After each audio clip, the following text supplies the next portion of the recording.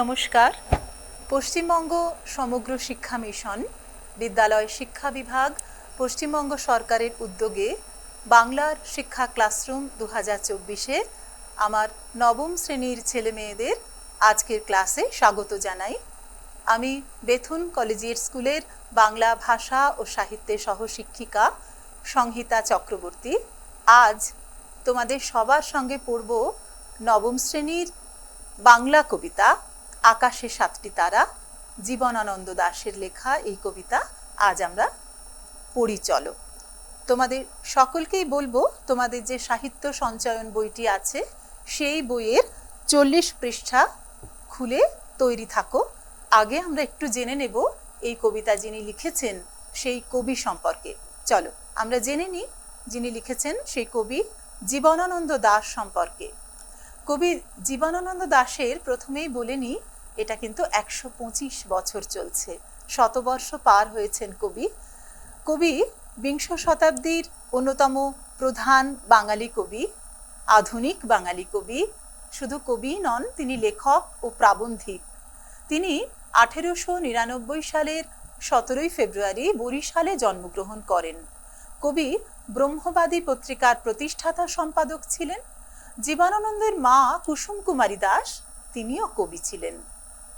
কুসুম কুমারী দেবীর সুপরিচিত কবিতা আদর্শ ছেলে, তার একটা লাইন আমাদের মুখে মুখে ফেরে, আমরা অনেকেই জানি, আমাদের দেশে হবে সেই ছেলে কবে, কথায় না বড় হয়ে কাজে বড় হবে। জীবনানন্দের মার লেখা কবিতার একটি বিখ্যাত লাইন। জীবনানন্দ দাশ বরিশালের ব্রজমোহন স্কুল থেকে ম্যাট্রিক, BM কলেজ থেকে IA এবং কলকাতার প্রেসিডেন্সি কলেজ থেকে ইংরেজিতে অনার্স সহ BA এবং পরে কলকাতা বিশ্ববিদ্যালয় থেকে ইংরেজিতে MA পাশ করেন। তিনি আইন কলেজে ভর্তি হলেও শেষ পর্যন্ত পরীক্ষাটি আর দেননি। কলকাতার সিটি কলেজে 1922 সালে ইংরেজি সাহিত্যে অধ্যাপনা শুরু করেন এবং পরে 1929 সালে তিনি সদ্য প্রতিষ্ঠিত বাগেরহাট প্রফুল্লচন্দ্র কলেজে যোগ দেন, কিন্তু কিছুদিন পরেই চাকরি ছেড়ে আবার কলকাতায় চলে আসেন। বারংবার চাকরি পরিবর্তন করার পর সব শেষে হাওড়ার গার্লস কলেজে, বিজয়কৃষ্ণ গার্লস কলেজে তিনি অধ্যাপনা করতেন। জীবনানন্দের কাব্যচর্চার শুরু অল্প বয়স থেকেই। তার প্রথম কাব্যগ্রন্থ ঝরা পালক প্রকাশিত হয় 1927 সালে। তিনি বাংলা কাব্যে আধুনিকতার পথিকৃতদের মধ্যে অন্যতম। তার প্রথম কাব্যে কবি নজরুল ইসলামের প্রভাব থাকলেও দ্বিতীয় কাব্য থেকেই তিনি হয়ে ওঠেন মৌলিক ও ভিন্ন পথের অনুসন্ধানী। রূপসী বাংলা কাব্যগ্রন্থে যেভাবে আবহমান বাংলার চিত্ররূপ, সৌন্দর্য প্রকাশিত হয়েছে, তাতে তিনি রূপসী বাংলার কবি হিসেবে খ্যাত হয়েছিলেন। বুদ্ধদেব বসু তাকে নির্জনতম কবি এবং অন্নদা শঙ্কর রায় শুদ্ধতম কবি অভিধায় আখ্যায়িত করেছেন। রবীন্দ্রনাথ স্বয়ং তাঁর কবিতাকে চিত্ররূপময় অভিধা দিয়েছিলেন। জীবনানন্দ দাশ একজন কাল সচেতন ও ইতিহাস সচেতন কবি। তাঁর বিখ্যাত কাব্যগ্রন্থগুলির নাম আমরা একটু জেনে নিই। ঝরা পালক, ধূসর পাণ্ডুলিপি, বনলতা সেন, মহাপৃথিবী, সাতটি তারার তিমির, রূপসী বাংলা, বেলা অবেলা কালবেলা। কবিতা ব্যতীত তিনি 21টি উপন্যাস এবং 126টি ছোট গল্প রচনা করেছিলেন, তবে কবি হিসেবেই তাকে আমরা বেশি মনে রেখেছি। জীবনানন্দ দাশ 1955 সালে কলকাতায় এক ট্রাম দুর্ঘটনায় আহত হন। পরে 22 অক্টোবর তাঁর প্রয়াণ ঘটে। আমরা এই কবিতার উৎস সম্পর্কে এবার জেনে নেব। আমাদের যে পাঠ্য কবিতাটি, সে পাঠ্য কবিতা আমরা কোথা থেকে কিভাবে পেলাম। দেখো, আকাশে সাতটি তারা কবিতাটি জীবনানন্দ দাশের রূপসী বাংলা কাব্যগ্রন্থ থেকে নেওয়া হয়েছে। কবি এই গ্রন্থটি উৎসর্গ করে যান আবহমান বাংলা বাঙালিকে। এই কাব্যগ্রন্থটি কবির মৃত্যুর পর প্রকাশিত হয়। কবিতাটি এই কাব্যগ্রন্থের ষষ্ঠ কবিতা, 6 সংখ্যক কবিতা। এই গ্রন্থের অন্তর্গত কবিতাগুলির কোনো নামকরণ কবি নিজে করে যাননি। আকাশে সাতটি তারা কবিতাটি একটি চতুর্দশপদী কবিতা। তোমরা দেখতে পাচ্ছ একটি ছবি আমরা বইয়ের প্রচ্ছদের ছবি পাশেই দেখছি। এটি রূপসী বাংলার যে উৎস কাব্যগ্রন্থ আমাদের আজকের পাঠের, সেই রূপসী বাংলার প্রথম প্রচ্ছদ সত্যজিৎ রায় এই প্রচ্ছদ করেছিলেন, তার আঁকা। আমরা কবিতাটির সার সংক্ষেপ একটু জেনে নেব। বাংলাদেশ জীবনানন্দের কাছে শুধু এক ভূখণ্ড নয়, প্রাণময়ী মূর্তি। শব্দ, গন্ধ, বর্ণ, স্পর্শ দিয়ে কবি তাকে অনুভব করেন। আলোচ্য কবিতাটিতে তিনি বাংলার সন্ধ্যাকালীন প্রকৃতির এক অপূর্ব বর্ণনা দিয়েছেন। হিজল, কাঁঠাল, বট প্রভৃতি বৃক্ষ, ধান গাছ, কলমি শাক, মুথা ঘাস, পুকুর, মাছ, কিশোর কিশোরী অর্থাৎ মানুষ, এই সমস্ত নিয়েই বাংলার পরিপূর্ণ প্রকৃতি। এই প্রকৃতির মধ্যেই কবি বাংলার জীবন্ত সত্তাকে উপলব্ধি করেছেন। কবিতার সূচনায় কবি একসঙ্গে 7টি তারা অর্থাৎ সপ্তর্ষি মণ্ডল দেখছেন এমন কথা বলেছেন। সূর্যাস্তের আভায় পাকা কাংবাঙা ফলের মতো লাল টুকটুকে মেঘ যখন দিগন্ত রেখায় সাগর জলে ডুবে গেছে বলে মনে হয়, তখন ঢেউয়ের রং হয়ে ওঠে লাল। কবির মনে হয় যেন এক মৃত মনিয়া পাখির রক্তে লাল হয়ে উঠেছে জল। সূর্যের শেষ আভাটুকু মিলিয়ে যায়। রাতের নিবিড় আধার নামার আগে দিন রাত্রির সন্ধিক্ষণে আসে বাংলার শান্ত নীল সন্ধ্যা। কবির মনে হয় যেন এক এলোকেশী মেয়ে দেখা দিয়েছে আকাশে। কবির কল্পনায় সেই মেয়েটি আসলে সন্ধ্যাকালীন বাংলার রূপ। মাটির বুকে ধীরে ধীরে নেমে আসা অন্ধকার যেন তার কালো চুলের রাশি। কবির মুগ্ধ চোখের সামনে আধার ঘনিয়ে সে তার চুলের স্পর্শ অনুভব করায় কবিকে। কবি যেমন করে বাংলার মুখ দেখেছেন, তেমন করে তো আর কেউ দেখেননি। পৃথিবীর কোনো পথ অর্থাৎ কোনো স্থানেই প্রকৃতির এমন মোহময়ী রূপ তিনি দেখেননি। সেই এলোকেশীর চুলের স্পর্শে হিজল, কাঁঠাল, জামের পাতা ছুঁয়ে নামে রাত্রি। রূপসী বাংলার সন্ধ্যার যে মধুর গন্ধ, তাও পৃথিবীর আর কোথাও নেই। ধান গাছ, কলমি শাক, হাঁসের ভেজা পালক, স্বরের মৃদু গন্ধ, পুকুরের সোঁদা গন্ধ, মাছের আষ্টে গন্ধ, কিশোরী মেয়ের চাল ধোয়া ভিজে ঠান্ডা হাতের গন্ধ, কিশোরের পায়ে দলা সুগন্ধি মুথা ঘাসের গন্ধ আর বটফলের হালকা গন্ধ মিলেমিশে তৈরি করে বাংলার সন্ধ্যার আমেজ। এই সহজ সরল গ্রাম্য প্রকৃতি আর মানুষের মধ্যেই কবি অনুভব করেন বাংলার প্রাণকে।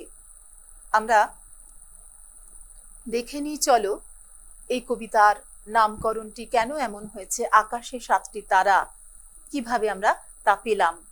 একটু আগে তোমরা খেয়াল করো, রূপসী বাংলা কাব্যগ্রন্থের প্রথম সংস্করণে যে সূচিটি দেওয়া রয়েছে, আমরা সাধারণত কবিতার বইয়ে বা গল্পের বইয়ে, যে কোনো বই আমরা যে সূচি পাই সেখানে কি পাই বলো? সেখানে কিন্তু বইতে যে রচনাগুলি রয়েছে তা কবিতা হতে পারে, নাটক হতে পারে, গদ্য প্রবন্ধ বা গল্প হতে পারে, তার শিরোনামগুলি পরপর পাই। এটাকেই আমরা জানি সূচিপত্র হিসেবে। কিন্তু রূপসী বাংলা কাব্যগ্রন্থের প্রথম সংস্করণের সূচিতে আমরা দেখছি এক একটি লাইন। কেন এমনটা হলো চলো একটু জেনে নিই। কবিতার ক্ষেত্রে সাধারণত বিষয়বস্তু অনুসারে অথবা ভাব কিংবা ব্যঞ্জনা অনুসারে নামকরণ হয়ে থাকে। এখানে উল্লেখ করা প্রয়োজন যে রূপসী বাংলা কাব্যগ্রন্থটি কবি জীবনানন্দ দাশের মৃত্যুর পরে প্রকাশিত হয়েছিল। কবি এই কাব্যগ্রন্থ তথা কবিতাগুলির কোনো নামকরণ করেননি সূচিপত্রে, তাই কবিতাগুলির প্রথম লাইন পরপর আছে। তাহলে বুঝতে পারলে কেন সূচিপত্রে লাইন দেওয়া আছে, কোনো শিরোনাম নেই, কারণ কবি স্বয়ং কোনো শিরোনাম আমাদের এখানে দেননি। তাই আমরা দেখতে পাচ্ছি যে পরপর কয়েকটি লাইন। তো সেইভাবেই কবিতার প্রথম পংক্তি অনুসারে আকাশে 7টি তারা নামটি সংকলকদের দেওয়া। আকাশে 7টি তারা কবিতাটিতে কবি দিনের একটি বিশেষ সময় সন্ধ্যাকে বেছে নিয়েছেন। কবির চোখে তার অতি প্রিয় সন্ধ্যার সময় যে রূপ ধরা দিয়েছে তাকেই তিনি কাব্যিক ভঙ্গিতে প্রকাশ করেছেন। ঠিক ওই সময়টিতে যখন আকাশে সপ্তর্ষি মণ্ডল দেখা দেয়, দিন ও রাত্রির সেই সংযোজনার মুহূর্তে কবির জন্মভূমি বাংলা তার রূপ রং ঘ্রাণ নিয়ে কবির চেতনায় ধরা দেয়।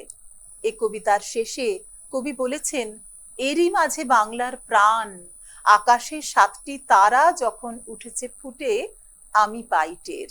অর্থাৎ আকাশে সপ্তর্ষি মণ্ডলের মতোই বাংলার রূপ, রং, বর্ণ, গন্ধ সমস্ত কিছুকেই কবি অনুভব করছেন যখন আকাশে 7টি তারা ফুটে উঠেছে।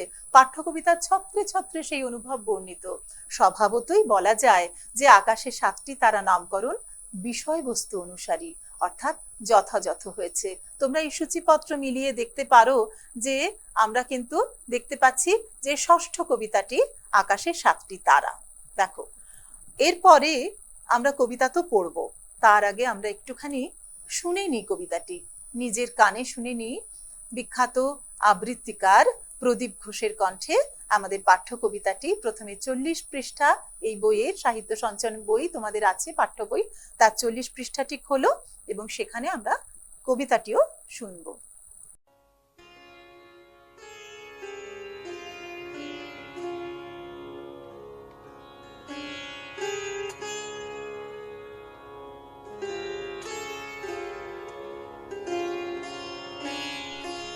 আকাশে 7টি তারা যখন উঠেছে ফুটে আমি এই ঘাসে বসে থাকি। কামরাঙা লাল মেঘ যেন মৃতমণিয়ার মতো গঙ্গাসাগরের ঢেউয়ে ডুবে গেছে। আসিয়াছে শান্ত অনুগত বাংলার নীল সন্ধ্যা। কেশবতী কন্যা যেন এসেছে আকাশে, আমার চোখের পরে, আমার মুখের পরে চুল তার ভাসে।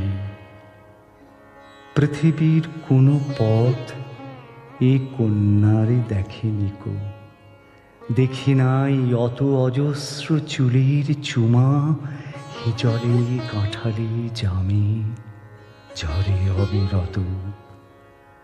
জানি নাই এত স্নিগ্ধ গন্ধ ঝরে রূপসীর চুলের বিন্যাসে পৃথিবীর কোনো পথে।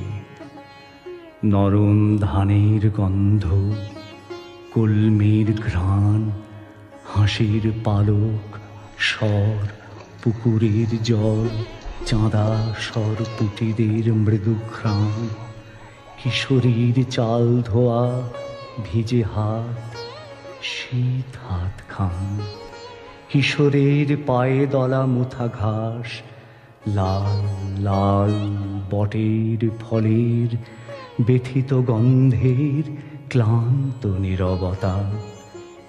এরই মাঝে বাংলার প্রাণ, আকাশে 7টি তারা যখন উঠেছে ফুটে আমি পাই টের। দেখো, এই ভিডিওতে আমরা তো প্রদীপ ঘোষের কণ্ঠে পাঠ্য কবিতার আবৃত্তি শুনলাম, পাশে যে ছবিটি আমরা দেখতে পাচ্ছি ভিডিওর মধ্যে সেটি কিন্তু কবি জীবনানন্দ দাশের। আমরা কবি পরিচিতি অংশে তাকে চিনে নিয়েছি। তো আমরা এবার কবিতাটি নিজেরা পড়ব। চলো কবিতাটি আমরা পড়ি। কবিতাটি রয়েছে তোমাদের সাহিত্য সঞ্চয়ন বইয়ে 40 পৃষ্ঠায়, পৃষ্ঠাটি খোলো। আমরা এবার নিজেরা প্রত্যেকটি চরণ পড়তে পড়তে যাই। আকাশে 7টি তারা, কবি জীবনানন্দ দাশ। আকাশে 7টি তারা যখন উঠেছে ফুটে আমি এই ঘাসে বসে থাকি। প্রথম লাইনেই কবি বুঝিয়ে দিলেন দিনের কোন সময়ে তিনি কোথায় বসে দেখছেন বাংলার রূপ ও সৌন্দর্য। বাংলার রূপদর্শী কবি জীবনানন্দ দাশ। রবীন্দ্রনাথ যার কবিতা পড়ে বলেছিলেন চিত্ররূপময়, সেই চিত্ররূপ আমরা এরপর দেখতে পাবো চরণে চরণে। তার আগেই কবি আমাদের জানাচ্ছেন তিনি কোথায় বসে দেখছেন। আকাশে 7টি তারা একসঙ্গে যখন উল্লেখ করছেন তখন আমাদের বুঝতে বাকি থাকে না যে এটি সপ্তর্ষি মণ্ডলের কথা বলা হয়েছে। এবং সপ্তর্ষি মণ্ডল সম্পর্কে আমরা জেনে নেব, তোমরা তো জানোই ভূগোল পড়েছো তোমরা নিশ্চয়ই। আমাদের ভারতীয় ঋষিদের নামে জ্যোতির্বিজ্ঞানীরা যে এই সপ্তর্ষি মণ্ডলের নামকরণ করেছিলেন তা তোমরা জানো। আমরা নিশ্চয়ই সেটা জেনে নেব। তার আগে একটা কথা বলে দিই, মনে করে নাও যে শুধু আকাশে 7টি তারা যখন উঠেছে ফুটে আমি এই ঘাসে বসে থাকি, এ কথা বলতে কবি দিন এবং রাত্রির সন্ধিক্ষণের কথাই যে শুধু বুঝিয়েছেন তাই নয়। আকাশে 7টি তারা কখন ফুটে উঠছে সেই সন্ধেবেলা, সেটি কোনো একক সন্ধে নয়। কবি হয়তো একক সন্ধ্যের কথা বলেছেন, কিন্তু আকাশে 7টি তারা ফুটে উঠেছে কবি এই রূপ সৌন্দর্য দেখতে বসার আরো আরো বহুদিন আগে থেকে। এবং 1932 সালে এই কবিতা লেখা। 1934 সালের মধ্যে রূপসী বাংলা সবকটি কাব্যই কবিতাই লেখা হয়েছিল। সেই সময় পর্বের কতদিন আমরা পেরিয়ে এসেছি বলো। এখন তো জীবনানন্দ দাশের 125 বছর চলছে, এখনো কিন্তু বাংলার সৌন্দর্য, পল্লী বাংলার যে সৌন্দর্য তা একদমই এরকম আছে। সুতরাং আকাশে 7টি তারা যখন উঠেছে ফুটে, এই যে কবি বলছেন তা দিন রাতের সন্ধিক্ষণকে, একটি বিশেষ দিনের বিশেষ সময়কে যেমন বোঝাচ্ছে, তেমনি বাংলার সৌন্দর্য যে আবহমান কালের প্রথম লাইনেই কিন্তু আমরা বুঝতে পারছি সেই কথাটি, সেই তথ্যটি। এবং কবি কোথায় বসে আছেন? ঘরে, বারান্দায়, কোথাও নয়, তিনি বসে আছেন ঘাসে। ঘাস থেকে মহাকাশ, বাংলার চিরন্তন রূপ পরিব্যাপ্ত। আমরা একেবারে প্রথম লাইনেই সেটি দেখে নিলাম। পরের লাইনে যাই।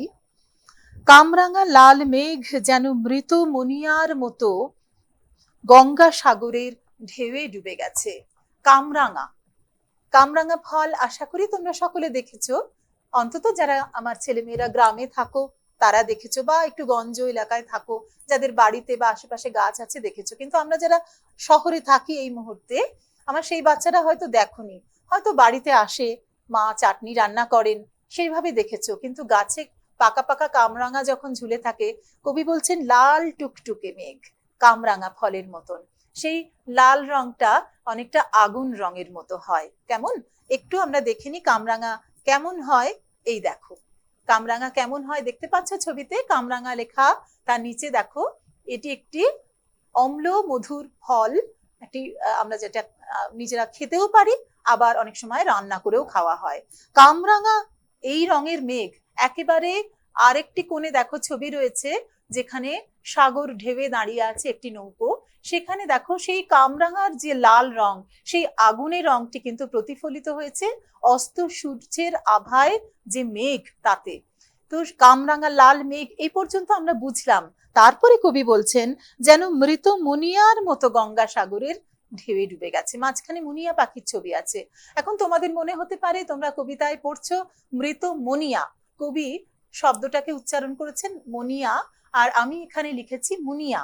আমরা সাধারণত আদর্শ বাংলায় এইভাবে মুনিয়া পাখি বলি, মুনিয়াই বলি, কিন্তু কবিতা নিজের মাতৃভাষা যেভাবে উচ্চারণ করেন সেই উচ্চারণটি কিন্তু জীবনানন্দের কাব্যের একটি বিশেষ ধরন, বিশেষ বৈশিষ্ট্য। তিনি সাদাকে আমাদের মতন দন্ত স দিয়ে লেখেন না, তিনি তার কবিতায় নিজের মতন সাদাকে লেখেন তালব্য স দিয়ে। কেমন সেরকমই তার নিজের ভাষায় নিজের মানে মৌখিক যে উচ্চারণ তাতে তিনি মনিয়া লিখেছেন। তোমরাও যখন উদ্ধৃতি দেবে তখন কিন্তু ওটাকে বানান ভুল মনে করবে না, কবির নিজস্ব বানান সেটাই লিখবে, মনিয়া লিখবে। কেমন? তা আমাদের প্রশ্ন হলো যে কামরাঙা লাল মেঘের মতন আকাশের রং আমরা দেখলাম, তাহলে কবি কেন বললেন না যে কামরাঙা লাল মেঘ এবং কামরাঙা লাল সমুদ্রের ঢেউ? কারণ সেই মেঘের রংটি তো প্রতিফলিত হয়েছে সমুদ্রের ঢেউয়ে, গঙ্গাসাগরের ঢেউয়ে। বললেন কি? বললেন মৃত মনিয়ার মতন। আমরা ওই ছোট্ট লাল টুকটুকে বাংলার একান্ত নিজস্ব যে মুনিয়া পাখি তাকে দেখলাম। সেই মুনিয়া পাখি যখন প্রাণ চঞ্চল হয়ে বাগানে মাঠে ছুটে ছুটে খেলে খেলে বেড়ায়, তার সেই প্রাণ চঞ্চলতা, তার সেই সুরে শীষ দেওয়া আমাদের আনন্দ দেয়। ওই ছোট্ট পাখিটি যদি মরে যায়, তার যে ব্যথা, তার যে কারুণ্য আমাদের মনকে কিন্তু বিষণ্ণ করে তোলে। একটি দিন শেষ হচ্ছে রাতের অন্ধকারের মধ্যে দিয়ে, রাতের অন্ধকার নেমে আসছে, সেখানে কোথাও যেন বিষণ্ণতা ছুঁয়ে যায় কবিকে।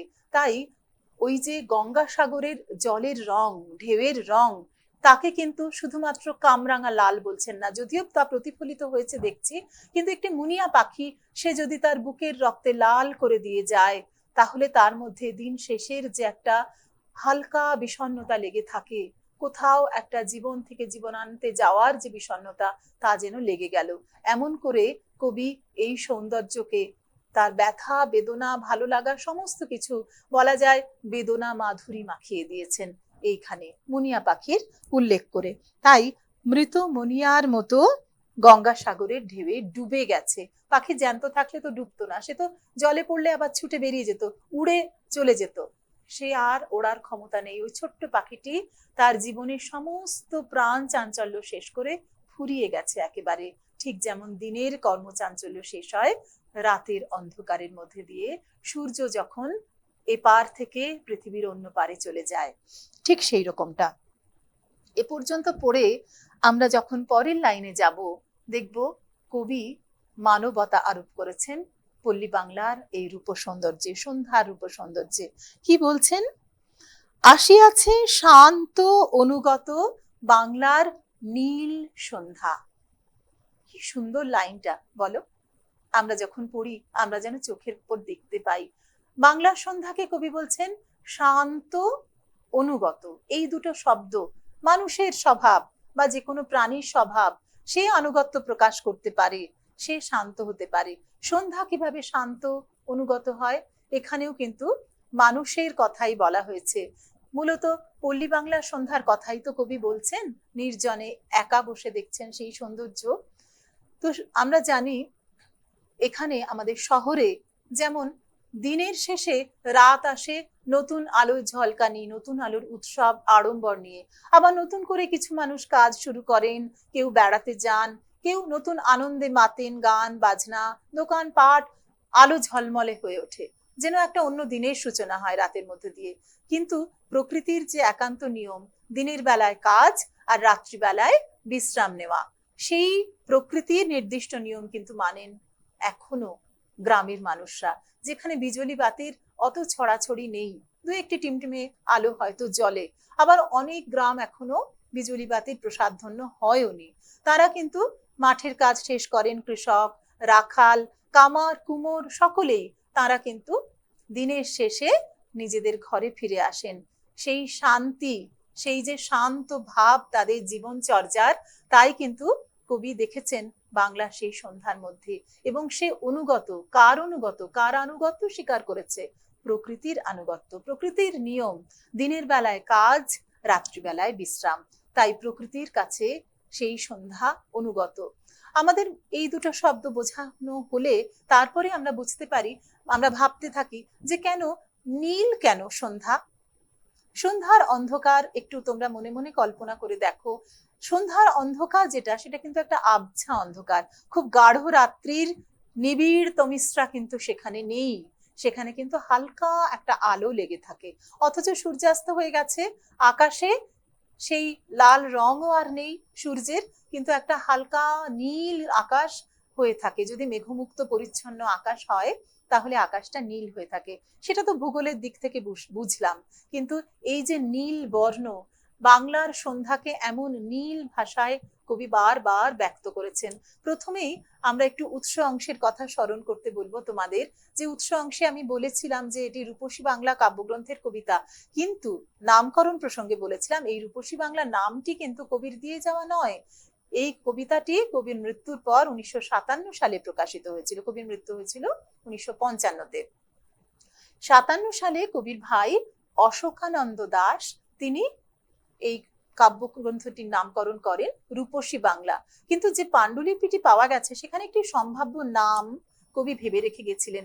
সেই সম্ভাব্য নামটি ছিল বাংলার ত্রস্ত নীলিমা, এমনটা তিনি ভেবেছিলেন। কিন্তু তিনি শিরোনাম কিছু দিয়ে যাননি, প্রচ্ছদে কোনো নাম হবে এমনটি নির্ধারিত করে দিয়ে যাননি। আমরা জীবনানন্দের এই রূপসী বাংলা কবিতাতেই, রূপসী বাংলা কাব্যগ্রন্থের অন্য কবিতাতে বারে বারে দেখেছি নীল সন্ধ্যা, সন্ধ্যাকে নীল, এই যে নীল বর্ণ বাংলার সন্ধ্যার, সেটিকে কবি কিন্তু প্রত্যক্ষ করেছেন এবং তাকে লিপিবদ্ধ করেছেন। আমরা 22 সংখ্যক কবিতায় দেখি কবি বলছেন, অসত্যে সন্ধ্যার হাওয়া যখন লেগেছে, নীল বাংলার বনে মাঠে মাঠে ফিরি একা। নীল বাংলা, ওই অসত্যে সন্ধ্যের হাওয়া যখন লেগেছে, তাহলে বারবার নীল সন্ধ্যের কথা বলছেন। আর যখন গাছপালা অন্ধকারে, ঘন অন্ধকারে নিবিড় হয়ে দাঁড়ায়, তখন কিন্তু গাছপালার যে সবুজ রং আমরা আলাদা আলাদা করে জানি, চিনি, তাকে একাকার হয়ে খানিকটা ঘন নীল দেখায়। এই কবিতা লেখা হয়েছে বিংশ শতকে, কিন্তু চতুর্থ বা পঞ্চম শতকে মহাকবি কালিদাস আমাদের দেশের গাছপালা একত্রে কেমন করে নীল বর্ণ ধারণ করে সে কথা কিন্তু তার রঘুবংশম কাব্যে বলে গিয়েছিলেন। তিনি বলেছিলেন, দুরাদয়শ্চক্র নিভস্য তন্নি তমাল তালি বনরাজি নীলা। এই যে বনরাজি নীলা, বনরাজি নীল বর্ণ ধারণ করছে, তমাল তাল এই সমস্ত কিছু একত্রে দূর থেকে মনে হচ্ছে নীল বর্ণ। আবার পরে দেখেছি রবীন্দ্রনাথের মধ্যেও সেই বনরাজি নীলা কথাটি ব্যবহারের এই প্রয়োগ, এটি আমরা দেখেছি। রবীন্দ্রনাথ তার লিপিকায় এক জায়গায় লিখছেন, মেঘদূত এই প্রসঙ্গে এক জায়গায় লিখছেন, বহুদূরের অসীম আকাশ আজ বনরাজি নীলা পৃথিবীর শিয়রের কাছে নত হয়ে পড়ল।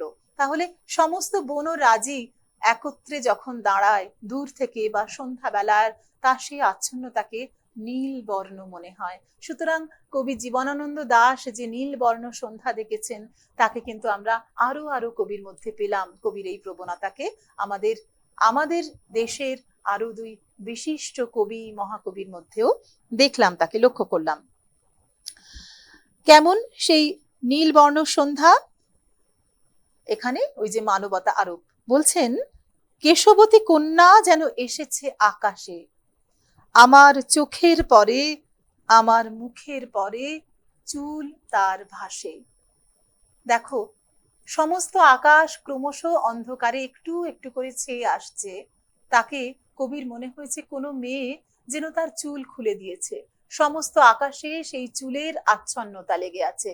চুল যদি আমরা সামনে আনি, আমাদের মাথার চুল চোখে মুখে পড়লে দেখবে বাবা মায়েরা বলেন বা শিক্ষক শিক্ষিকারা বলেন, গুরুজনেরা বলেন, চুলটাকে তুলে নাও কপালের উপর থেকে, চোখে ওপর এসে পড়ছে। মেয়েদেরই হোক ছেলেদেরই হোক, চুল যদি চোখের উপর পড়ে দৃষ্টি আচ্ছন্ন হয়। একেবারে যে দৃষ্টি অন্ধকার হয়ে যে আমরা কিচ্ছু দেখতে পারি না তেমন নয়, কিন্তু স্পষ্ট করে দেখতে পারি না, স্পষ্টতা চুলের দ্বারা আচ্ছন্ন হয়ে যায়। কবির মনে হয়েছে বাংলার যে সন্ধ্যা এসেছে, সমস্ত আকাশ একটু একটু করে অন্ধকারে ঘিরে আসছে, তাকে যেন মনে হচ্ছে এক কেশবতী কন্যা তার আলুলায়িত কুন্তল ছড়িয়ে দিয়েছেন, সমস্ত আকাশে ব্যক্ত হয়ে গেছে তার চুল। বলছেন, আমার চোখের পরে আমার মুখের পরে চুল তার ভাসে, চোখের ওপরে মুখের ওপরে সেই ক্রম অন্ধকার ঘনিয়ে আসছে, আবছা দেখছি চারদিক, এমন করে তিনি মানবতা আরোপ করেছেন এবং বলেছেন যে পৃথিবীর কোনো পথ এ কন্যারে দেখেনি, তো এই কন্যাকে পৃথিবীর আর কোনো কেউ দেখেনি, কোনো পথে তাকে দেখা যায় না। অর্থাৎ এই যে রূপ সৌন্দর্য বাংলারই একান্ত নিজস্ব, এ কিন্তু পৃথিবীর আর কোথাও দেখা যায় না। এমন দেশটি কোথাও খুঁজে পাবে না কো তুমি, সকল দেশের রানী সেজে আমার জন্মভূমি। এ কথা অব্যবহিত পূর্বের কবি দ্বিজেন্দ্রলাল রায়ের সকল দেশের সেরা কবিতা, তোমরা গান হিসেবে জানো, ধন ধান্য পুষ্প ভরা, সেই গানে আমরা এই লাইনটি পেয়েছি। বারে বারে কবিরা বলেছেন এমন দেশটি কোথাও আর খুঁজে পাবেন না।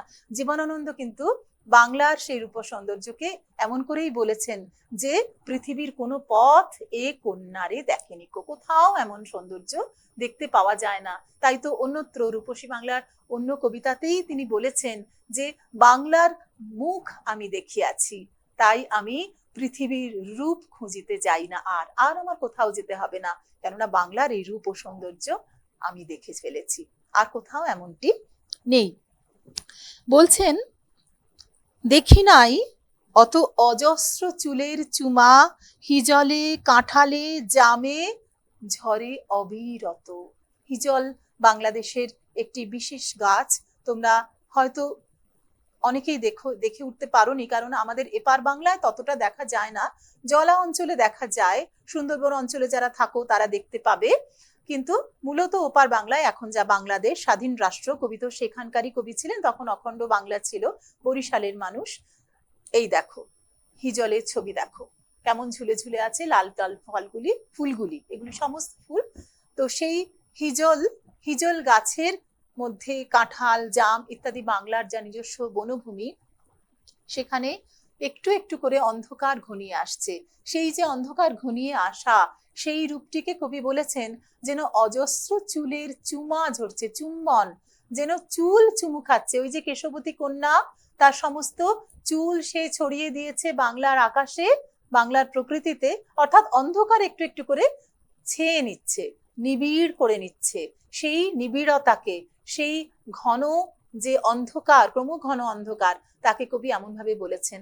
চুম্বন আমরা জানি এইটি অধর এবং ওষ্ঠের সম্মিলনে হয়ে থাকে। খুব ঘনিষ্ঠ কেউ, আমাদের অত্যন্ত প্রিয়জন, খুব কাছের জন, তাকে আমরা ওষ্ঠ এবং অধর এই দুটো দিয়ে আদর করে দিই, তাকে বলে চুম্বন। তোমরা যখন পরীক্ষা দিতে যাও বা কোনো শুভ কাজে যাও, কোনো প্রতিযোগিতামূলক কাজে যাও, তার আগে দেখবে মা এবং বাবা বা তোমাদের প্রিয়জন, গুরুজনেরা তোমাদের কপালে চুমু আঁকেন, চুমু খান, অর্থাৎ তার শুভাশীর্বাদ তিনি ওইভাবেই ব্যক্ত করেন। তোমাদের প্রিয় বন্ধু, খুব ঘনিষ্ঠ কোনো তোমাদের ভাই বোন, ছোট্ট বাচ্চা, তাকে আদর করি আমরা চুমু খেয়ে, অর্থাৎ তার গালে বা কপালে চুমু খাই। তার মানে আমার সবটুকু ভালোবাসা আমি তোমাকে এভাবে দিলাম, এভাবে আমরা ভালোবাসা ব্যক্ত করি।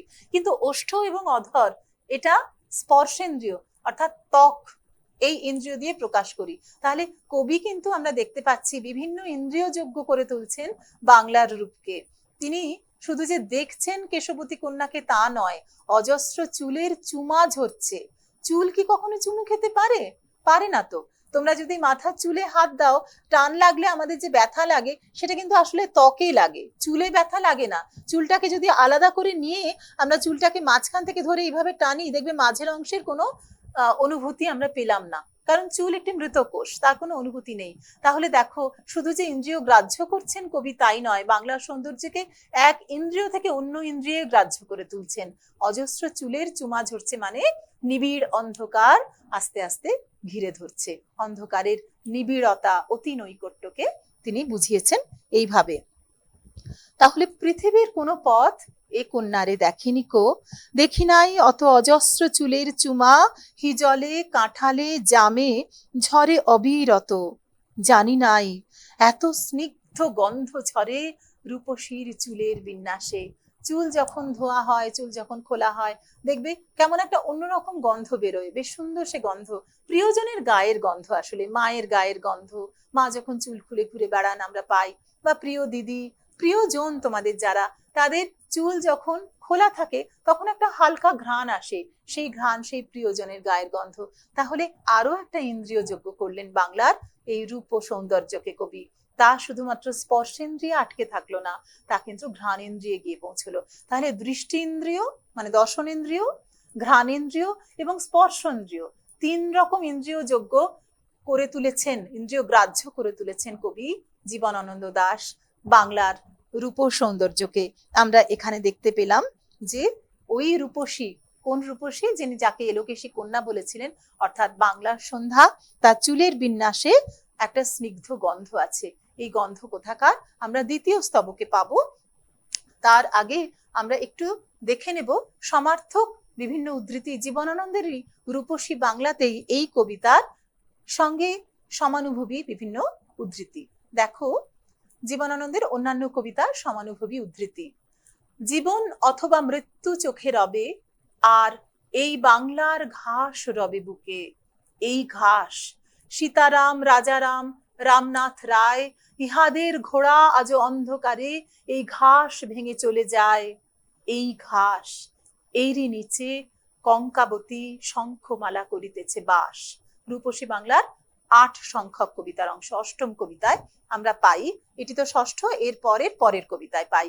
দেখো, তার মানে শুধু যে এখানে সপ্তর্ষি মণ্ডল এই উল্লেখের মাধ্যমে বাংলার আবহমান সৌন্দর্য বুঝিয়েছেন এমন নয়, ঘাস এও কিন্তু বাংলার আবহমান একটি প্রতীক, বাংলার আবহমানতার একটি প্রতীক, অবিনশ্বরতার প্রতীক, যে এই বাংলার ঘাস জীবন মৃত্যুকে তুচ্ছ করে থেকে যাবে। আমরা এখানে প্রথম লাইনেই পেয়েছিলাম যে আকাশে ৭টি তারা যখন উঠেছে ফুটে, আমি এই ঘাসে বসে থাকি। এই ঘাসও কিন্তু বাংলার রূপ সৌন্দর্য, যে আবহমান কালের রূপ সৌন্দর্য, যে অবিনশ্বরতা, তাকে প্রতীক, তারই প্রতীক। এর পরের যে আমরা দেখে নেব যে পরের উদ্ধৃতিটি, দেখো, অসত্যে সন্ধ্যার হাওয়া যখন লেগেছে নীল বাংলার বনে, মাঠে মাঠে ফিরি একা। রূপসী বাংলার 21 সংখ্যক কবিতার অংশ। তারপর রূপসী বাংলার 27 সংখ্যক কবিতার অংশে আমরা দেখি সন্ধ্যায় দেখি নীল সুপুরি বন। তোমাদের বলছিলাম যে জীবনানন্দ নিজের মতো করে বানান ব্যবহার করেন। সুপুরি যেমন আমরা উচ্চারণ করি, আমরা সুপুরি বলি না, কিন্তু আমরা লিখি দন্ত স দিয়ে। কবি কিন্তু সুপুরি বন তালব্য স দিয়ে লিখেছেন। তোমরা যদি এই উদ্ধৃতিটি ব্যবহার করতে চাও যে নীল সন্ধ্যা আরো অন্য জায়গায় ব্যবহার করেছেন, তাহলে কিন্তু এই বানানটি খেয়াল রেখো। আর হিজল গাছের কথা, বাংলার একান্ত নিজস্ব একটি উদ্ভিদ হিজল, তাকে উল্লেখ করেছেন বারে রূপসী বাংলার বিভিন্ন কবিতায়। তারই একটি অংশ আমরা দেখছি রূপসী বাংলার 3 নম্বর যে কবিতা, তার অংশে কবি বলছেন বনের হিজল গাছ ডাক দিয়ে নিয়ে যায় হৃদয়ের পাশে। কবির হৃদয়ের পাশে এই বনের হিজল গাছের ডাকটি এসে পৌঁছয়। আমরা এখানে হিজলে কাঁঠালে জামে, সেই জন্য দেখছি যে রূপসীর চুলের সেই গন্ধ, তার চুলের চুমা ঝরছে। এরপরে আমরা যাব দ্বিতীয় স্তবকে। দ্বিতীয় স্তবকে যাওয়ার আগে একটি কথা বলে দিই।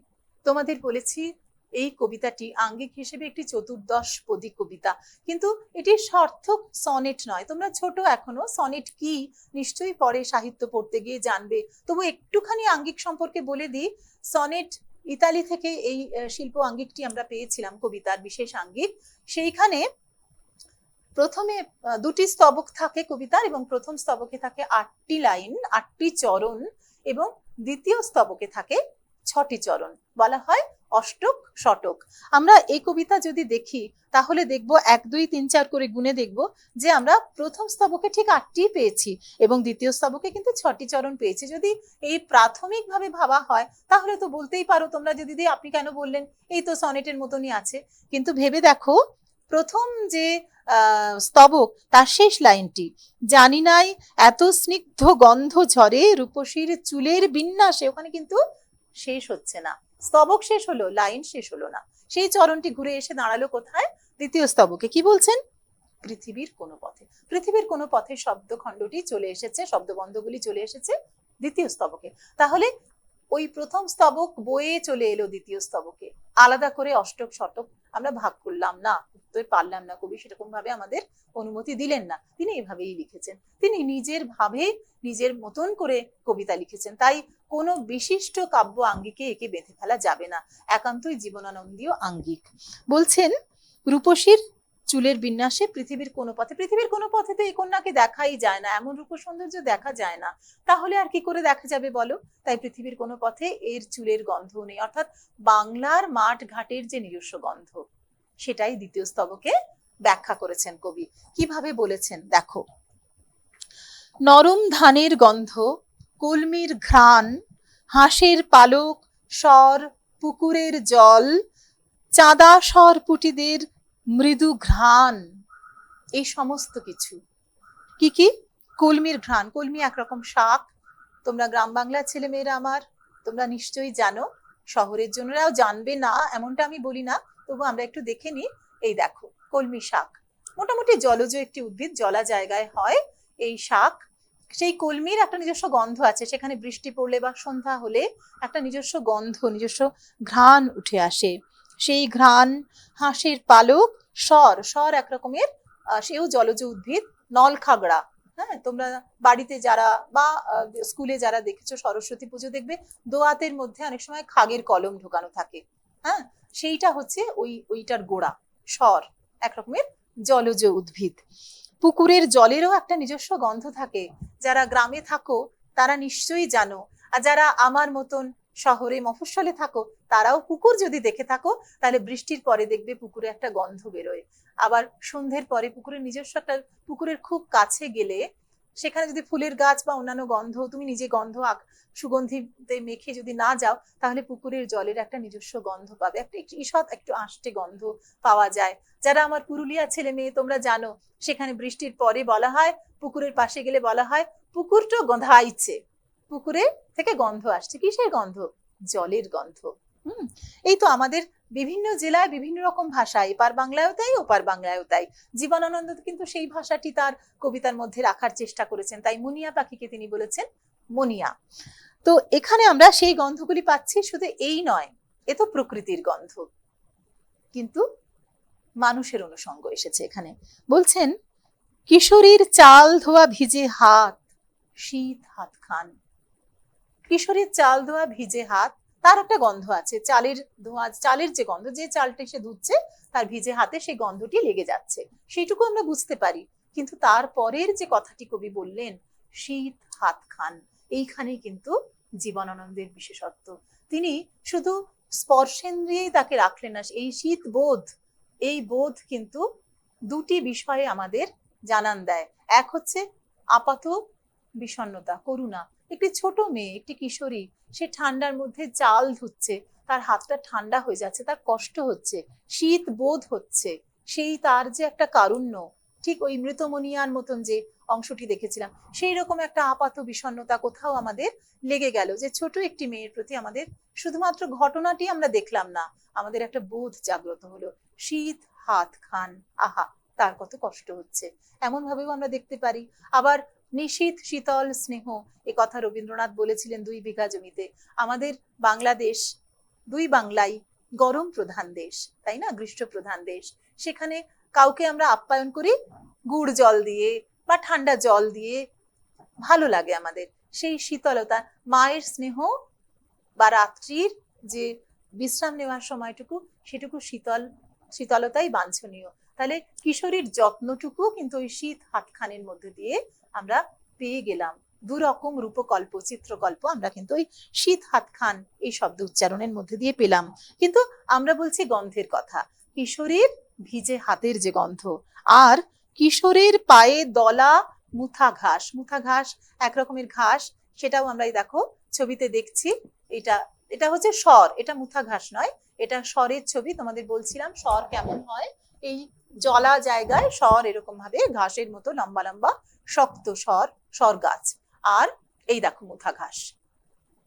এখানে গাছের মতো লাগছে যেহেতু ওটাকে বড় করে দেখানো হয়েছে মাটি থেকে, কিন্তু ঘাস, একটু লম্বা লম্বা ঘাস। তাকে যখন পাড়িয়ে চলে যায়, দলা মানে পাড়িয়ে চলে যাওয়া, মথিত হওয়া, তো কিশোর দুষ্টু দামাল ছেলে, সে যখন ওই ঘাস মাড়িয়ে চলে যায়, সেই ঘাসের যে নিজস্ব গন্ধ, সেটাও কিন্তু কবি অনুভব করেন। আর এরপরে একটা আশ্চর্য সুন্দর কথা বলেছেন কবি, বলেছেন লাল লাল বটের ফলের ব্যথিত গন্ধের ক্লান্ত নীরবতা। লাল লাল বটের ফল, এই দেখো বটের ফল কেমন হয়, এই যে লাল টুকটুকে, কি সুন্দর দেখতে। তো সেই বটের ফলের গন্ধ, সেই গন্ধে ক্লান্তি বুঝলাম, কারণ দিনের শেষের যে ক্লান্তি, কর্মচঞ্চল দিনের শেষের ক্লান্তি, এবং সে নীরব হয়ে আসে পল্লী বাংলার যে সন্ধ্যা, তখন দিনের শেষের ক্লান্তি এবং নীরবতা এ পর্যন্ত বুঝলাম। কিন্তু বটের ফলের গন্ধ ব্যথিত হবে কেন? গন্ধ কি কখনো ব্যথার কথা আমাদের জানায়? ব্যথা তো একটা অনুভব, গন্ধের সঙ্গে ব্যথার কি যোগ আছে বই কি।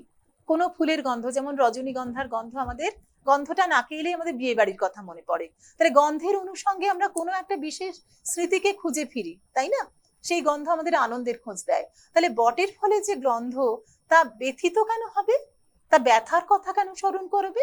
কেননা বটের ফল জীবন বিচ্ছিন্নতায় ব্যথিত। এই যে লাল টুকটুকে ফলটি, সে তো পরিণত হয়ে উঠেছে, এবার তার মা গাছ থেকে সে বিচ্ছিন্ন হয়ে পড়বে, সেই জন্য আসন্ন বিচ্ছিন্নতায়, সেই জন্য সে ব্যথা পাচ্ছে, সেই ক্লান্ত ফলটি সে ব্যথিত, এভাবেও আমরা দেখতে পারি। আবার কবি কিভাবে ভেবেছিলেন তা তো জানি না, আমরা মনে করতে পারি। দেখো বট ফল তো সাধারণত মানুষ বা পাখি কেউই খুব একটা খায় না, পাখিরা খায় কিনা জানি না, মানুষ তো আমরা কেউ বটের ফলকে আদর করে কখনো খাই না, খাদ্যদ্রব্য নয়। তাহলে সেখানেও কিন্তু তার একটা গ্লানি আছে, একটা যন্ত্রণা আছে, সেই যন্ত্রণা ব্যর্থতার। জীবন সুন্দর কিন্তু জীবন কার্যকরী নয়, সেই অর্থে কেউ তাকে আদর করে নিচ্ছে না, সেখানেও হতে পারে ব্যথিত গন্ধ। তাহলে গন্ধটা জীবন বিচ্ছিন্নতার হতে পারে, অর্থাৎ মায়ের কোল থেকে বিচ্ছিন্ন হয়ে পড়ছে, তেমনটাও হতে পারে, বা এভাবেও হতে পারে। এই সমস্ত কিছু মিলিয়ে যে মিশ্র গন্ধ, এরই মাঝে বাংলার প্রাণ। সব কিছু মিলিয়ে কি নরম ধানের গন্ধ, কলমির ঘ্রাণ, হাঁসের পালক, স্বর, পুকুরের জল, চাঁদা সরপুটিদের গন্ধ, কিশোর কিশোরীর যে বিচিত্র কর্মকাণ্ড তার মধ্য দিয়ে যে গন্ধ, এবং লাল লাল বটের ফলের যে ব্যথিত ক্লান্ত গন্ধ, সমস্ত কিছুর মধ্যেই বাংলার প্রাণ শক্তি লুকিয়ে। কারণ প্রাণেরই তো প্রকাশ। আমরা স্পর্শেন্দ্রিয়ই বলি আর মানে ঘ্রাণেন্দ্রিয়ই বলি, প্রাণ না থাকলে তো অনুভব থাকবে না। এই সমস্ত কিছু মিলিয়েই কবি বাংলার প্রাণময়ী সত্তাকে খুঁজে পান। বলছেন, আকাশে 7টি তারা যখন উঠেছে ফুটে আমি পাই টের। তাহলে আকাশে 7টি তারা যখন ফুটে ওঠে তখন একা নির্জনে বসে সমস্ত পল্লী বাংলাকে কবি নিজের অনুভব দিয়ে, বিভিন্ন ইন্দ্রিয় দিয়ে একের পর এক ছুঁয়ে ছুঁয়ে যান, অনুভব করেন। তাই তিনি টের পান এই সবকিছুর মধ্যেই বাংলার প্রাণ লুকিয়ে আছে। আমরা দেখে নেব এই কবিতাটির শব্দার্থ এবং টিকা প্রথম এবং দ্বিতীয় দুটি স্তবক ঘিরেই। দেখো, মনিয়া লাল রঙের ছোট মুনিয়া পাখি, কলমি এক ধরনের শাক, জলজ শাক, সর তৃণ বা ঘাস জাতীয় নল খাগড়া, মুথা ঘাস এক ধরনের বহু বর্ষজীবী ঘাস জাতীয় উদ্ভিদ। বহু বর্ষজীবী মানে বর্ষাজীবী লিখে ফেলো না যেন, অনেক বছর ধরে বাঁচে। গরমকালে হয়তো শুকিয়ে যায় কিন্তু তার প্রাণটি থাকে, আবার বর্ষায় যেই সে জল পায় সেই আবার সেই মুথা ঘাস একদম লকলকিয়ে বেড়ে ওঠে, তাই অনেক বছর ধরে বাঁচে। শীত হাত, শীতল বা ঠান্ডা হাত। টের মানে অনুভব, আমি টের পাই মানে আমি অনুভব করি। এবার 7টি তারা সম্পর্কে একটি ছোট্ট টিকা।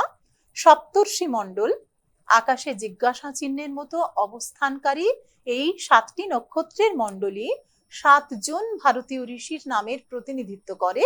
নামগুলি পরপর বশিষ্ঠ, মরীচি, পুলস্ত, পুলহ, অত্রি, অঙ্গিরা ও ক্রতু। তোমাদের যদি টিকা আসে লিখতে পারো। ছোট্ট যে প্রশ্ন আসে অর্থাৎ এসএকিউ, অতি সংক্ষিপ্ত প্রশ্ন, সেখানে হয়তো আসতে পারে। এখানে একটু খেয়াল করি, আমরা দেখতে পাচ্ছি জিজ্ঞাসা চিহ্নের মতো অবস্থানকারী, এই 7টি কথাটা না একসঙ্গে হয়ে গেছে। তোমরা যখন লিখবে এই আলাদা করে লিখো, কেমন? এখানে একটুখানি টাইপ মিস্টেক হয়েছে আমার, এই ভুলটা যেন তোমরা করো না বাবা, তোমরা দেখে নিও, ঠিক আছে? এবার শব্দার্থ তো হয়ে গেল, আমরা অতি সংক্ষিপ্ত প্রশ্ন তো দেখে নেব। তার আগে তোমাদের সকলকে অনুরোধ করব, তোমরা কিন্তু এই কবিতাটা মুখস্থ করে ফেলবে। কারণ একদম প্রথমে যে এমসিকিউ থাকে সেখানে 3 নম্বর তো থাকে তোমাদের কবিতার জন্য। যদি এখান থেকে একটি নম্বর থাকে আকাশে 7টি তারা, সেইখানে তোমাদের জন্য সেই নম্বরটি ছেড়ে না দিতে হয়। এমসিকিউতে কিন্তু একদম যথাযথ সেটাই নির্বাচন করতে হয় যেটাই কবিতায় আছে বা যে পাঠ্যাংশে আছে। কবিতাটা মুখস্থ থাকলে তোমরা সহজেই পারবে। এখন অতি সংক্ষিপ্ত প্রশ্ন, প্রত্যেকটি প্রশ্নের মান 1, উত্তর কম বেশি 20টা শব্দে আমরা লিখব। কবি ঘাসে বসে থেকে আকাশে কি দেখেন? উত্তর, কবি ঘাসে বসে থেকে আসন্ন সন্ধ্যার দৃশ্যপটে আকাশে 7টি তারা ফুটে উঠতে দেখেন। কবি বাংলার সন্ধ্যা সম্পর্কে কি কি বিশেষণ ব্যবহার করেছেন? কবি বাংলার সন্ধ্যা সম্পর্কে শান্ত, অনুগত ও নীল, এই 3টি বিশেষণ ব্যবহার করেছেন। পৃথিবীর কোন পথ কাকে দেখেনি বলে কবির মনে হয়? পৃথিবীর কোন পথ বাংলার সন্ধ্যারূপী কেশবতী কন্যাকে দেখেনি বলে কবির মনে হয়। পরের প্রশ্ন, অজস্র চুলের চুমা বলতে কবি কি বুঝিয়েছেন? উত্তর, পল্লী বাংলার সান্ধ্য প্রকৃতির বুকে ক্রমঘনায়মান অন্ধকারের নিবিড়তাকে বোঝাতে কবি অজস্র চুলের চুমার উপকল্পটি ব্যবহার করেছেন। তারপরে প্রশ্নে যাই, এরই মাঝে বাংলার প্রাণ, বাংলার প্রাণ কিসের মধ্যে আছে? বাংলার প্রাণ আছে নরম ধান, কলমি, হাঁসের পালক, পুকুরের জল, চাঁদা সরপুটি মাছ, কিশোরীর চাল ধোয়া ভিজে হাত, পায়ে দলা মুথা ঘাস এবং বটের ফলে সম্মিলিত গন্ধে। খেয়াল করে দেখো, কলমি বানানটি আমি হর্ষইকা লিখেছি, এখন কিন্তু বাংলা বানান বিধি অনুসারে এই বানানটি সম্মত, এটাই তোমরা লিখবে। কিন্তু যদি উদ্ধৃতি দিতে যাও তাহলে কবির যে ভাষায় লিখেছেন অর্থাৎ দীর্ঘইকার দিয়ে লিখবে। আমি পাই টের, কবি কি টের পান? কবি জীবনানন্দ দাশ টের পান সমাগত সন্ধ্যায় পল্লী বাংলার প্রকৃতি ও মানুষের প্রাত্যহিক যাপন সুরভিতে লুকিয়ে থাকা বাংলারই প্রাণ শক্তি। তারপরের প্রশ্নগুলিতে যাই, এগুলির মান প্রত্যেকটি 3 নম্বরের, কম বেশি 60টি শব্দে এই উত্তরগুলি লিখতে হবে। দেখো, 1 নম্বর প্রশ্ন, কামরাঙা লাল মেঘ যেন মৃত মুনিয়ার মতো গঙ্গা সাগরের ঢেউয়ে ডুবে গেছে। এই পংক্তির মধ্যে দিয়ে কবি কি বোঝাতে চেয়েছেন? আকাশে 7টি তারা কবিতায় কবি জীবনানন্দ দাশ বাংলার বুকে দিন শেষ হয়ে ধীরে ধীরে সন্ধ্যার নেমে আসার এক অপূর্ব বর্ণনা দিয়েছেন। সূর্য অস্ত যাওয়ার পরে তার শেষ আভাটুকু রাঙিয়ে দেয় আকাশের মেঘকে। লাল টুকটুকে মেঘকে দেখে কবির পাকা কামরাঙা ফলের কথা মনে হয়। সেই মেঘ যখন গঙ্গাসাগরে ডুবে যায় তা এতটাই অনায়াস যে মনে হয় ছোট্ট মৃত মুনিয়া পাখিটি যেন ডুবে গেল তরঙ্গহীন অবলীলায়। দ্বিতীয় প্রশ্ন, আসিয়াছে শান্ত অনুগত বাংলার নীল সন্ধ্যা। বাংলার সন্ধ্যাকে শান্ত অনুগত নীল কেন বলেছেন? কবিতায় কবি জীবনানন্দ দাশ বাংলার সান্ধ্য প্রকৃতির এক সানুভবী বর্ণনা দিয়েছেন। বাংলার গ্রামীণ জীবনে শহরের মতো কোলাহল নেই, জীবনযাত্রা সেখানে শান্ত। তাই গ্রাম বাংলার বুকে সন্ধ্যাও নামে শান্তভাবে। পল্লী বাংলার সন্ধ্যায় শহুরে উজ্জ্বলতা আড়ম্বরের বদলে আছে স্নিগ্ধতা, তাই সেই সন্ধ্যা অনুগত। সূর্যের রক্তিম ছটাও যেমন নেই, তেমনি রাত্রির অন্ধকারও গাঢ় হয়নি এখনো। আকাশ এখন মেঘমুক্ত ঝকঝকে নীল। তাছাড়া গ্রাম বাংলার সন্ধ্যায় অন্ধকার আর দিনের আলো মিশে যে আবছায়া, তার সঙ্গে গাছপালার সবুজ আভা মিলেও সন্ধ্যা নীল বর্ণ। পরের প্রশ্ন, কেশবতী কন্যা যেন এসেছে আকাশে, এই পংক্তিটি ব্যাখ্যা করো। আকাশে সাতটি তারা কবিতায় জীবনানন্দ দাশ তাঁর একান্ত নিজস্ব ভঙ্গিতে পল্লী বাংলার সন্ধ্যাকে বর্ণনা করেছেন। সূর্য ডুবে গেলে যখন দিনের আলো ফিকে হয়ে আসে, কবির মনে হয় যেন এক কেশবতী কন্যা এসেছে সন্ধ্যার আকাশে। তার ছড়িয়ে পড়া কালো চুলই আসলে ঘনিয়ে আসা রাতের অন্ধকার। কবি নিজের মুখ চোখের ওপরে ক্রমঘনায়মান অন্ধকারকে সেই রূপসী কন্যার চুল বলে কল্পনা করেছেন। এরপরে আমরা আরো কয়েকটি প্রশ্ন দেখে নিই, যার 60টি শব্দে উত্তর লিখতে হয় মোটামুটি, আর প্রশ্নের মানগুলি 3 নম্বরের প্রশ্ন। আমার চোখের পরে আমার মুখের পরে চুল তার ভাসে, এর তাৎপর্য। কবিতায় যখন সূর্য অস্ত গেছে, আকাশে তারার বিন্দু ফুটে উঠেছে, তখন কবি ঘাসের উপর বসে গন্ধ বর্ণ স্পর্শ দিয়ে পল্লী বাংলার সন্ধ্যাকে অনুভব করেন। ওই ঘনায়মান অন্ধকারকে তার মনে হয় যেন এক এলোকেশী মেয়ে দেখা দিয়েছে সন্ধ্যার আকাশে। তার ছড়িয়ে পড়া কালো চুলের মতো ধীরে ধীরে অন্ধকার নামে। কবি তার চোখে মুখে সেই চুল অর্থাৎ অন্ধকারের স্পর্শ অনুভব করেন। 5 নম্বর প্রশ্ন, অজস্র চুলের চুমা হিজলে কাঁঠালে জামে ঝরে অবিরত। পংক্তিটিতে অজস্র চুলের চুমা বলতে কি বোঝানো হয়েছে? আকাশে সাতটি তারা কবিতায় চিত্ররূপময় বাংলার রূপদর্শী কবি জীবনানন্দ দাশের কল্পনা প্রবণ চোখে ধরা পড়েছে পল্লী বাংলার সন্ধ্যার অপরূপ সৌন্দর্য। তার মনে হয় সূর্য অস্ত যাওয়ার পরে যেন এক রূপসী এলোকেশী মেয়ে দেখা দিয়েছে বাংলার আকাশে। আকাশ থেকে তার ছড়িয়ে পড়া কালো চুল ধীরে ধীরে অন্ধকারের স্পর্শ বুলিয়ে দিচ্ছে বাংলার শ্যামা প্রকৃতিতে।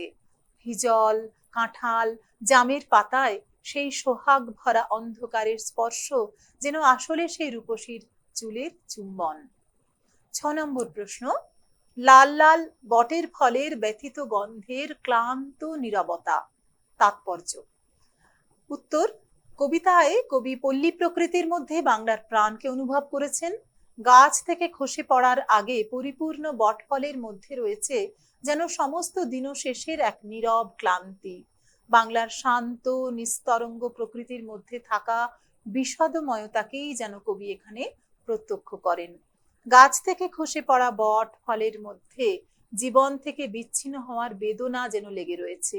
তাই গন্ধ, এই ঘ্রাণেন্দ্রিয় যোগ্য অনুভবটিও বেদনাবহ হয়ে উঠেছে কবির কাছে। এরপরে আমরা রচনাধর্মী প্রশ্ন, যার মান থাকে 5, অর্থাৎ 5টি নম্বর দেওয়া থাকে। উত্তর কম বেশি 150টি শব্দে তোমাদের লিখতে হয়, একটু দেখে নেব। 2টি প্রশ্নোত্তর দেখে নেব। প্রথম প্রশ্নটি, আকাশে সাতটি তারা কবিতায় প্রকাশিত কবি জীবনানন্দ দাশের বঙ্গ প্রকৃতি প্রীতির পরিচয় দাও। বারে বারে এই প্রশ্ন কিন্তু আসে, তোমরা এই প্রশ্নটি উত্তর করে নিলে অন্যান্য আরো ছোট ছোট প্রশ্নও লিখতে পারবে। উত্তর বলি, কবি জীবনানন্দ দাশের বঙ্গ প্রকৃতি প্রীতি ধরা আছে তাঁর মৃত্যুর পরে প্রকাশিত রূপসী বাংলা কাব্যগ্রন্থের প্রতিটি কবিতায়। আমাদের পাঠ্য কবিতাটি এই বইয়ের ষষ্ঠ কবিতা। এই কবিতায় বাংলার সন্ধ্যার দৃশ্য, তার জীব প্রকৃতি ও মানব প্রকৃতি নিয়ে কবির কাছে এক আশ্চর্য অনুভবে ধরা দিয়েছে। তার দৃষ্টিতে এই ঘনায়মান সন্ধ্যা যেন এক কেশবতী কন্যা। সেই রূপসীর এলো চুল কেবল কবির চোখ ও মুখের উপর ভাসমান নয়, তার চুলের চুমা অবিরত ঝরে হিজলে, কাঁঠালে, জামে। সন্ধ্যার এই দৃশ্য বাংলা ছাড়া পৃথিবীর আর কোথাও দেখা যায় না বলে কবি মনে করেন। পৃথিবীর কোনো পথ এ কন্যারে দেখেনি কো। পৃথিবীর কোনো পথ এ কন্যারে দেখেনি কো, এটা ইনভার্টেড কমার মধ্যে দেবে, কারণ এটি উদ্ধৃতি চিহ্ন যেন অবশ্যই থাকে। হিজল, কাঁঠাল, জাম নিয়ে বাংলার প্রকৃতির যে গাছ গাছালি, তা বাংলার নিজস্ব প্রকৃতি জগৎ। ওইসব অনুষঙ্গের নিজস্ব ঘ্রাণ যেন রূপসী বঙ্গসন্ধ্যা, কেশবতী কন্যার চুলের বিন্যাস থেকে ঝরে পড়া স্নিগ্ধ গন্ধ। ওই বঙ্গ প্রকৃতির আরো নিজস্ব অনুষঙ্গ, নরম ধান, কলমি, হাঁস, সর, পুকুরের জল, চাঁদা সরপুঁটি, বটের লাল লাল ফল তথা কিশোর কিশোরীর নিত্য আনন্দ যাপন, এই সব কিছুর প্রতি অনুপুঙ্খ লক্ষ্য ও নিবিড় অনুভবে বাংলার মুখ দেখেছেন কবি। আর এভাবেই তাঁর গভীর ভালোবাসায় বাংলার সমাগত সন্ধ্যার সৌন্দর্য বর্ণনার অবকাশে বঙ্গ প্রকৃতি প্রীতির পরিচয়কে সার্থক করে রেখেছেন। আমরা পরের প্রশ্নে যাব। প্রকৃতি বর্ণনায় কবি জীবনানন্দ দাশ চিত্রকল্প অঙ্কনে অপূর্ব দক্ষতার পরিচয় রেখেছেন, আলোচনা করো। চিত্রকল্প হলো কল্পনায় আঁকা ছবি বা কথা দিয়ে তৈরি অবয়ব বা চেহারা। চিত্রকল্প আধুনিক কবিতার একটি বিশেষ কাব্য ধর্ম। আকাশে সাতটি তারা কবিতায় কবি জীবনানন্দ দাশ বাংলার সন্ধ্যা প্রকৃতির সুন্দর ছবি এঁকেছেন। তার কল্পনায় দিনের আলো নিভে রাতের অন্ধকার আসার যে সন্ধিক্ষণ, সেই সন্ধ্যাকে নানা অবয়ব বা চেহারার মাধ্যমে ছবি করে এঁকেছেন কাব্য ভাষায়। দিনের আলো নিভে আসার ছবি উঠে এসেছে। কামরাঙা লাল মেঘ যেন মৃত মনিয়ার মতো গঙ্গাসাগরের ঢেউয়ে ডুবে গেছে। উদ্ধৃতি চিহ্নের ভেতর লেখো। তারপরেই এসেছে রাত আসবার আগে সন্ধিক্ষণ বা সন্ধ্যা। উদ্ধৃতি চিহ্ন, আসিয়াছে শান্ত অনুগত বাংলার নীল সন্ধ্যা। উদ্ধৃতি চিহ্ন সমাপ্ত। সন্ধ্যা কবির কল্পনায় শান্ত অনুগত চেহারায় উপস্থিত। পরক্ষণে তিনি সন্ধ্যাকে কেশবতী কন্যা রূপে কল্পনা করেছেন। সন্ধ্যার ঘনিয়ে ওঠা সর্বব্যাপী অন্ধকারকে কেশবতী কন্যার এলোকেশ রূপে চিত্রিত করা রয়েছে, যার স্পর্শ বা চুমা হিজলে, কাঁঠালে, জামে, ঝরে অবিরত। যেখানে কবিতার লাইন দেবে অবশ্যই কিন্তু সেখানে উদ্ধৃতি চিহ্ন ব্যবহার করবে। যার চুলের বিন্যাস থেকে স্নিগ্ধ গন্ধ ঝরে। কাজেই কল্পনায় ও কথায় সন্ধ্যাকে কেশবতী কন্যার চেহারা দিয়ে তার চুলের বিন্যাস আঁকা হয়েছে। তার চুলের স্পর্শ বা চুমা স্নিগ্ধ গন্ধ ঝরে পড়ার যে বিশেষ ধর্মের কথা তা বলা হয়েছে। এইভাবে সুন্দর চিত্রকল্পে সন্ধ্যার প্রকৃতিকে কাব্যগুণে ভরিয়ে অপূর্ব দক্ষতার পরিচয় রেখেছেন কবি। আমাদের আজকের পাঠ এই পর্যন্ত। আশা করি তোমাদের মোটামুটি বোঝাতে পেরেছি। এরপর নিজেরা যতবার পড়বে ততবার কিন্তু কবিতা বুঝতে পারবে। জীবনানন্দ কিন্তু বলেছিলেন কবিতা বাজবার, সেই বাজবে কি করে? যদি তুমি নিজে পড়ো, সরব পাঠে পড়ো, তোমার কানে গিয়ে বাজবে এবং তুমি অনুভব করতে পারবে এই রূপসী বাংলা রূপ সৌন্দর্যকে। এবং সব থেকে বড় কথা, কবিতাটি তোমার মুখস্থ হয়ে যাবে। যদি একবারে না মুখস্থ হয়, বারবার বারবার পড়ো আর দেখে দেখে লেখার চেষ্টা করো। বই খুলে আবার বই বন্ধ করে লেখার চেষ্টা করো। কবিতাটি কিন্তু মুখস্থ করা খুবই দরকার, কেননা আমরা কোনো নম্বরই পরীক্ষককে গিফট করব না, উপহার দেব না। সে এমসিকিউই হোক, এসিকিউ হোক। অতি সংক্ষিপ্ত, সংক্ষিপ্ত, বহু বিকল্পীয় প্রশ্ন, সমস্ত প্রশ্নের উত্তর তোমরা নিজেরা লিখবে। আমি যেভাবে লিখে দিলাম এগুলো মুখস্থ করতে হবে না। কোনো সহায়িকা বা মাস্টারমশাই দিদিমণিরা তোমাদের সহায় করেন, সহায়তা দিন, কিন্তু তাদের ভাষায় লিখতে বলেন না। কিন্তু আমি শুধু একটি রূপরেখা দিলাম মাত্র। তোমরা আরো অনেক প্রশ্ন টেস্ট পেপার থেকে দেখো, দেখে নিজেরা নিজের উত্তর লেখার চেষ্টা করো। তোমার সমস্ত খাতার উত্তরের নির্দিষ্ট একটি মান তৈরি হবে। যিনি খাতা দেখবেন তিনি কিন্তু তোমার লেখাতেই নম্বর দেবেন। কোনো দিদিমণি মাস্টারমশাই লেখা মুখস্থ করতে হবে না কষ্ট করে। উত্তর নিজে লেখো, অভ্যেস করো। কেমন? অনেক শুভেচ্ছা তোমাদের।